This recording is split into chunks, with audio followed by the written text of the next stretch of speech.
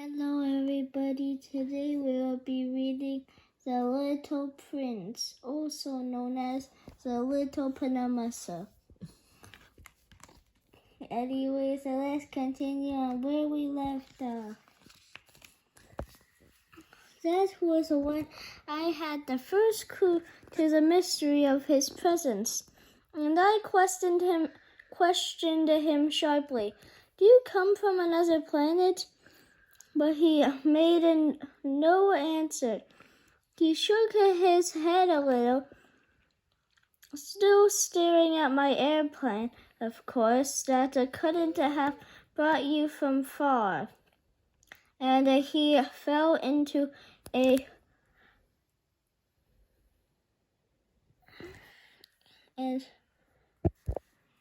still staring at my airplane, of course, that couldn't have brought you from very far.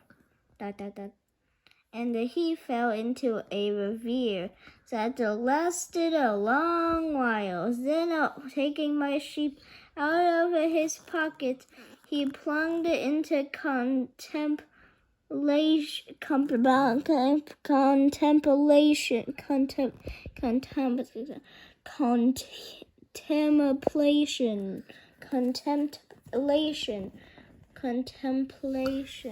You get the point. Of his treasure. You can imagine how intrigued I was by this hint about other planets. I tried to learn more. Where do you come from, little fellow? Where is this? Where I live? Where I live of yours? What? Wait, what? Where do you come from, little fellow? Where is this? Where I live of yours? Okay, so where will you be taking my sheep? After a thoughtful silence, he answered, the good thing about the crate you've given me is that he can use it for a house after dark. Of course, and if you're good, I'll give you a rope to tie him up during the day and a stake to tie him to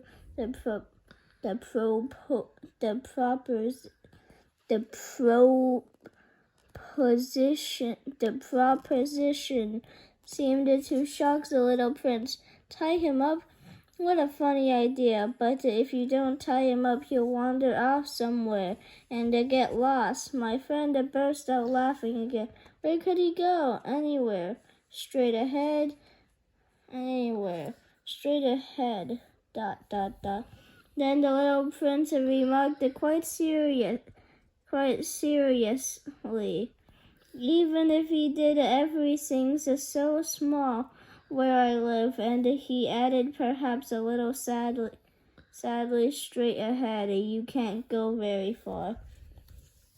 That was how I had learned a second very important thing, which was that the planet he came from was hardly bigger than a house. That couldn't surprise me much. I knew very well that except for the huge planets like Earth, Jupiter, Mars, and Venus, which have been given names, there are hundreds of others that are sometimes so small that it's very difficult to see them through a telescope. When an astronomer discovers one of them, he gives it a number instead of a name. For instance, he would call it asteroid 325. I have serious reasons to believe that the planet the little prince came from is asteroid B612. The asteroid has been sighted only once by telescope in 1909 by a Turkish astronomer who had then made a former demonstration of his discovery at the International astronomical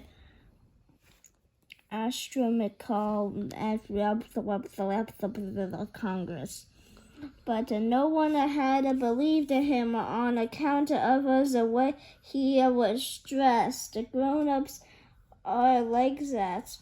Unfortunately for that reputation of asteroid B612, a Turkish dictator ordered his people on pain of death to wear European clothes. The astronomer repeated his demonstration in 1920, wearing a very elegant suit. This time everyone believed him.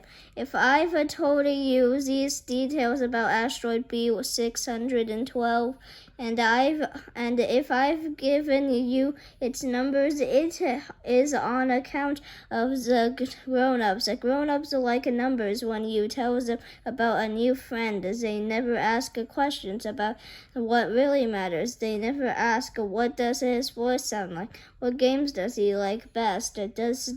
Does he collect butterflies? They ask how old he is. How many brothers does he have? How much does he weigh? How much money does his father make? Only then do they think they know him. If you tell grown-ups, I saw a beautiful red brick house with geraniums at the window and the doves on the roof, ...